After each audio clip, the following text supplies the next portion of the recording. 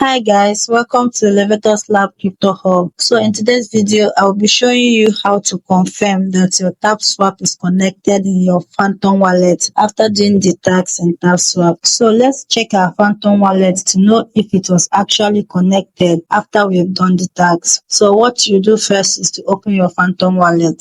Once you open your Phantom wallet, click on settings on the top left corner of your app, then click on connected apps. So this is where you see all the apps that are connected to your Phantom wallet, and as you can see, the Tapswap is not yet connected. So what you do is to go back to your Tapswap, click on tax, then click on connect Solana wallet.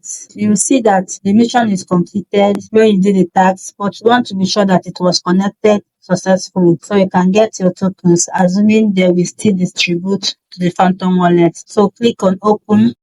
So you can see the wallet address is showing here. So what you do is click on select wallets, then click on Phantom, click on connect. So you can see it is connected here. Click on the three dots on your top right corner, copy the link, then go back to your Phantom wallet.